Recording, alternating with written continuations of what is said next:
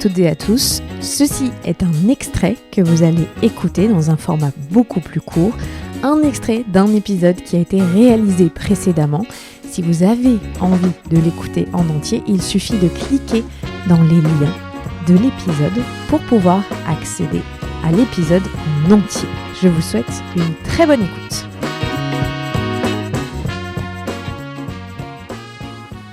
Alors, est-ce que tu peux nous expliquer justement à quoi on peut être exposé, qu'est-ce qui serait la source des problématiques d'allergie et comment ça a une répercussion sur le sommeil? Parce que je pense que on comprend les amygdales, l'obstruction, tu nous parleras aussi de la bouche, la dentition, la langue, mais pourquoi les allergies impactent le sommeil? Et donc du coup, Oui. ça vient d'où? Et la pollution. Mm. Alors, si on prend l'allergie et le sommeil, quand on a une allergie respiratoire, ça commence, on a la même muqueuse entre le nez et les bronches, donc entre ce qu'on appelle la rhinite allergique et l'asthme. Quand on a une allergie, on va prendre l'allergène le plus fréquent chez l'enfant. Le premier qu'il rencontre dans son lit, c'est l'acarien. On va avoir une réaction entre les cellules de l'immunité qui vont reconnaître l'acarien et l'acarien. Ça va donner une réaction inflammatoire. Et la réaction inflammatoire, c'est taillot, on a toute l'artillerie qui arrive et qui va se battre et qui va faire qu'il va y avoir plein d'inflammations. Ça va faire gonfler la muqueuse et donner des sécrétions. Qui dit que la muqueuse gonfle et qu'il y a des sécrétions, dit qu'au lieu d'avoir de la place pour respirer, on a des cornets à l'intérieur du nez qui permettent de filtrer, réchauffer, humidifier l'air, mais ils sont trop gros. Si nos végétations qui sont là pour nous défendre contre les infections et toutes les agressions, et nos amygdales pareil, sont surstimulées à la fois par ces réactions allergiques et à la fois par toute la pollution de l'air et tout ce qui va être agressif dans l'air, elles vont être surstimulées. Et donc, une muqueuse qui est trop gonflée, des végétations qui sont trop gonflées, des amygdales qui sont trop gonflées. Je donne souvent l'image de ton robinet dans la cuisine. S'il est encrassé à l'intérieur, ça va avoir du mal à couler. Tu vas avoir un tout petit filet. Mais là, c'est pareil. Si à l'intérieur, c'est tout gonflé, je vais être obligée de forcer pour respirer, surtout quand je suis allongée. Si je suis obligée de forcer pour respirer, mon cerveau, régulièrement, il va me dire « Réveille-toi, respire ».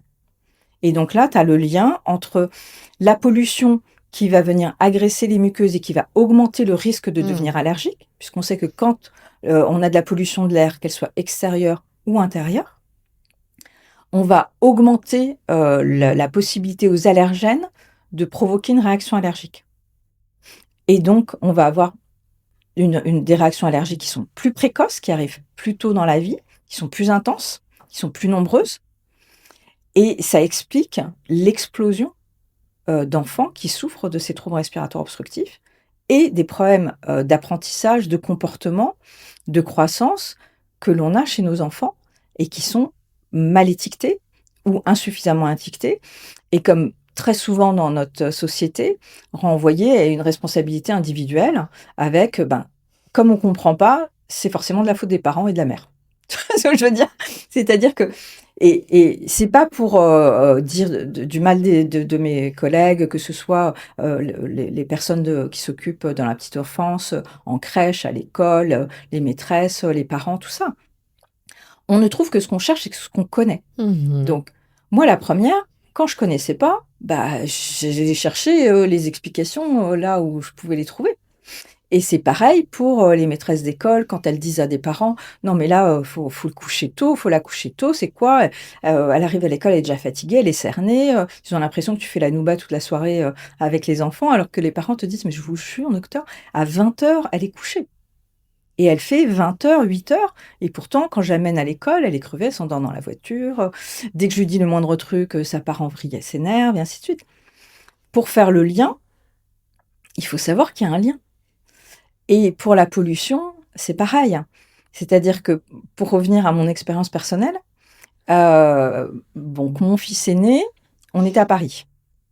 J'étais chef de clinique, et donc on était tout contents. On a eu, grâce au travail de mon mari, un appartement au but de Chaumont, juste au-dessus du parc, un appartement dans lequel tout de suite on a installé sa chambre. Il avait quelques mois quand on a déménagé. Il y avait de la moquette partout. On était locataire, on n'a pas enlevé la moquette qui datait peut-être de Mathusalem. Et on est allé chez un vendeur de matériel de puériculture et on a acheté tout le matériel de puériculture et on l'a mis dans sa chambre. Et moi, en plus, j'ai fait la peinture, j'étais encore en congé mat, je sais plus. Enfin, moi, j'ai fait la peinture dans l'appartement. Donc, j'ai acheté de la peinture, composé organique volatile. Matériel de puéricultrice tout neuf, composé organique volatile. Mon petit dans le transat à côté pour pouvoir gazouiller avec et jouer avec pendant que je faisais la peinture. Si tu veux, maintenant que j'ai appris tout ce que ça causait en termes d'environnement et de problèmes pour la santé, j'en suis malade. Tu vois, j'en suis malade.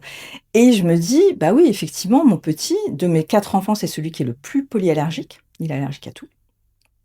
D'ailleurs, il était à la maison hier, je lui ai dit: «Est-ce que je peux parler de tes problèmes de santé, dans un podcast?» tout ça. Et donc il m'a donné son autorisation, et qui a eu des problèmes de santé. Alors, encore une fois, je peux pas faire le lien, je peux pas dire si tout ça a eu un lien direct avec les problèmes de santé mentale qu'il a à l'heure actuelle, mais c'est quand même lui qui a eu le plus de problèmes de santé depuis, sa naissance, sachant qu'on habitait à Paris, donc beaucoup plus pollué qu'après quand on est allé habiter en Normandie et maintenant à Albi. Même si on a une pollution différente, j'en reparlerai, et que sa nounou, la dame qui le gardait, elle habitait juste à côté du périph'. Elle était dans des bâtiments HLM, à Jaurès, donc moi je prenais le métro. Vous connaissez le niveau de pollution du métro parisien? Non, vas-y, dis pour ceux qui nous écoutent, Alors, parce qu'on a je beaucoup de pourrais Parisiens pas qui nous écoutent, je pourrais pas vous donner de chiffres, mais c'est élevé. c'est extrêmement élevé. Donc on prenait le métro. Quand on rentrait en bus dans la poussette, il était à hauteur de pot d'échappement. La nounou le promenait en poussette, pareil. Et elle habitait juste à côté du périph'. Il était gardé une partie de la journée, une grande partie de la journée, parce que je travaillais tôt. En plus, tu vois, entre mon mari qui le déposait, moi qui le récupérais, il avait des grosses amplitudes là-bas. Donc, tout ça, c'est un fait, et c'est des informations qui sont importantes à délivrer. C'est-à-dire que de dire aux parents de faire très attention. Maintenant, tu sais, avec les 1000 premiers jours, l'opération des 1000 premiers jours, il y a beaucoup plus d'informations qui sont délivrées par rapport à ça. Mais mon fils aîné, il a 25 ans. Donc, je te parle il y a un quart de siècle. Et à cette époque-là, on n'avait aucune information à ce sujet. J'aurais fait autrement. J'aurais été extrêmement vigilante, notamment par rapport à cette histoire de peinture, par rapport aux meubles. J'aurais pris soit des meubles d'occasion, soit j'aurais fait ce qu'on recommande maintenant. Si vous achetez du neuf, achetez-le à l'avance, mettez-le dans une autre pièce à dégorger pour que, quand vous l'installez dans la chambre de bébé, il ait dégorgé au maximum ses composés organiques volatiles et qu'il y en ait le moins dans l'air possible. Donc, par exemple, des parents qui vont avoir un enfant ou qui ont déjà un enfant, la recommandation, c'est de faire attention à la type de peinture qu'on prend. Oui. Il y a des peintures qui sont plus saines que d'autres. Tout à fait. Qui ont moins de produits toxiques et, comme tu dis, des composants volatiles. La deuxième chose, c'est de laisser les meubles dans une pièce, s'ils sont neufs, pendant un certain moment. C'est quoi la consigne? 2, 3, 4 mois? Je crois que c'est moins que ça, hein, c'est quelques semaines. Quelques semaines. Je voudrais pas dire de chiffres erronés, je pense que vous pouvez trouver l'information. Mais déjà, juste d'avoir une idée que c'est pas 2 jours. Déjà d'avoir une idée que c'est pas 2 jours. C'est pas j'achète, j'installe la chambre et quand on rentre de la maternité, on le met dans sa chambre. D'autant plus que maintenant, les recommandations qui n'étaient pas celles à l'époque sont maintenant pour réduire les risques de mort subite du nourrisson. Maintenant, on nous recommande de garder bébé dans la même chambre des parents les 6 premiers mois. Pareil, c'est une recommandation que j'aurais bien aimé avoir à l'époque, hein, si tu veux, parce que moi, mon fils aîné, je l'avais mis dans une chambre à côté, donc je me levais la nuit pour l'allaiter. Et puis ensuite, quand on a déménagé, qu'on l'a mis dans sa chambre, il avait la tétine.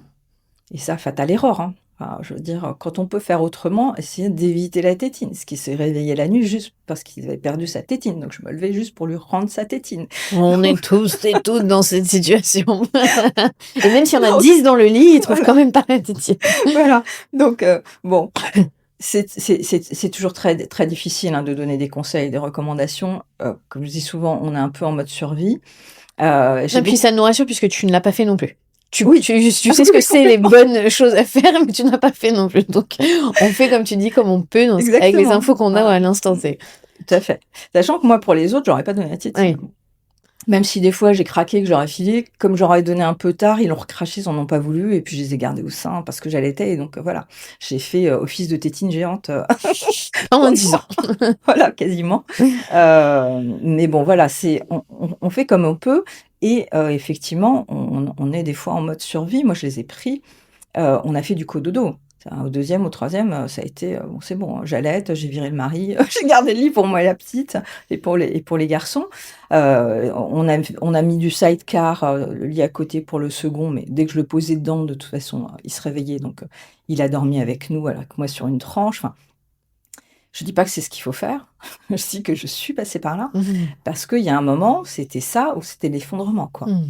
Quand on est réveillé X fois par nuit, que ce soit pour une tétée, pour un cauchemar, pour une tétine, pour quelque chose. Ce qui est très, très important, et je sais que c'est un message qui est déjà passé plusieurs fois dans tes podcasts, c'est si on choisit le cododo, on se renseigne et on choisit la sécurité. Ce qui est très important, c'est de ne pas étouffer son bébé pendant la nuit quand on est fatigué, surtout si on prend des produits qui font que le sommeil va être plus profond. Donc l'idéal, c'est le lit à côté pour que chacun ait son espace, hein. Mais en tous les cas, de sécuriser bébé, les parents, de façon à ne pas avoir d'accident. Mais après, si on reprend qu'on prend les sociétés plus anciennes, c'est-à-dire tout le monde dort ensemble, hein. Bien sûr.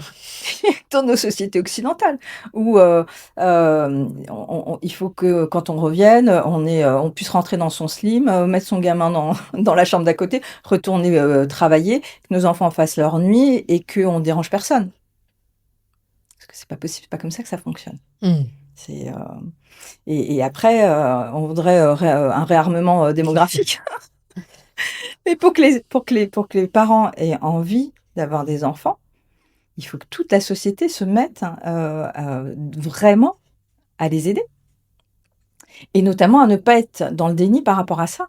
C'est-à-dire que, partager les connaissances, faire en sorte que les parents sachent très tôt quelles sont les difficultés de sommeil qui sont liées à un problème organique. C'est-à-dire qu'on voit fleurir énormément d'aides à la parentalité, d'aides au sommeil de l'enfant, qui sont des aides qui sont personnalisées pour aider son enfant à dormir en autonomie, à se rendormir. Mais si cet enfant il a du mal à respirer, vous pourrez faire ce que vous voulez, il va se réveiller et puis il va avoir du mal à s'endormir.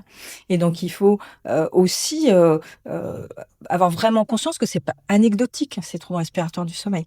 La rhinite allergique, c'est 25% des enfants. C'est un enfant sur 4. J'en ai chez moi. Ouais. L'asthme, c'est 10% des enfants, c'est un enfant sur 10. Et ces enfants-là, ça commence par le nez qui respire pas bien. Et des solutions, il y en a. Si vous avez aimé cet extrait qui est assez court parce qu'on aime vous proposer des formats différents dans vos vies à 1000 à l'heure, eh bien, il suffit de cliquer dans les liens de l'épisode pour pouvoir accéder à l'épisode dans son entièreté. À très vite.